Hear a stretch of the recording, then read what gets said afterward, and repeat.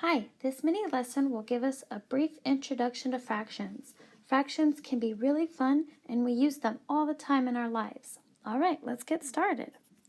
To introduce fractions, I will use a circle. It's a geometric shape that we've seen in other lessons. This circle will represent one whole, and we can divide the circle into equal parts. Hey, check out this pizza. If you've ever shared a pizza with family or friends, then you've worked with fractions, especially if you make sure everyone gets an equal piece. This pizza also has a circle shape. It's a whole pizza, and it can be divided or cut into equal pieces very easily. So we will use pizza and circles to learn about fractions. If you have a circle or whole and you divide it into two equal parts, you would do this. So as you can see, I have divided our whole circle into two equal parts. There's 1 and 2. And I've also cut our pizza into two equal parts. There's 1 and 2 equal parts. This circle and pizza have both already been divided into 3 equal parts. As you can see in our circle, there's 1, 2, and 3. Notice how each of the pieces should be pretty equal in size, and they come together almost like a puzzle to make the whole circle. Same thing with our pizza. It's been cut into 1, 2, 3 equal pieces, and each piece comes back together to make a whole circle. How many pieces or equal parts have this circle and this pizza been divided into? If you said 4, you're right.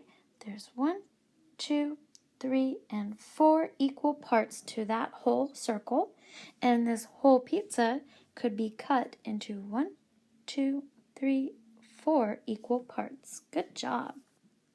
So going back, to our 2 equal parts from earlier, we can shade a portion of a circle to name a specific part of the whole.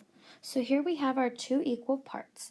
If I shade a portion of the circle, so let's shade one portion or one part, I still have 2 parts, but I've shaded one. So I'm talking about one specific part of the whole. I am talking one of 2 parts. This number 1/2 that you see is also called a fraction. So this fraction is saying that one of 2 parts of a whole have been shaded. Let's say we ate one of our 2 pieces of pizza. So if I eat this pizza right here, yummy, yummy, I have now eaten one of my 2 pieces of pizza that made up the whole pizza. It's more like a part. So this fraction right here is saying that we ate one of 2 pieces of our pizza. If we had our 3 equal parts and I shaded in one part, we would be naming a portion of the circle, okay? So we named a specific part of the whole. We named one of 3 total parts.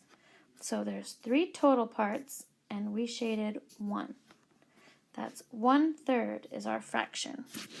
With our pizza, if we ate 2 pieces because we were really hungry, if we ate 2 of our 3 pieces that made our whole pizza, then we ate 2 of 3 pieces of pizza. So that fraction is 2/3. And we're naming a portion, right? So we named the specific part of the whole. The 2 parts of the 3 are what we ate. And with 4 equal parts, if we shaded in one portion, the specific part of this whole would be 1/4. There are 4 equal parts, we shaded 1. What if I ate 3 pieces of this pizza over here that was already cut into 4 parts? What would the fraction be here? If you said 3/4, you're right. This fraction is 3/4. We ate 1, 2, 3. We ate 3 pieces of our 4-piece pizza. So in this introduction, we learned that a fraction names a part of a group. So if I wanted to show 1/4, what would I do? 1/4. First, I would draw a line.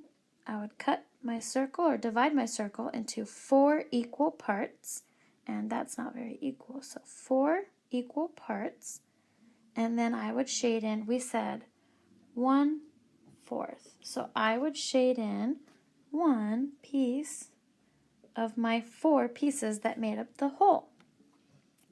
Thanks for watching this lesson.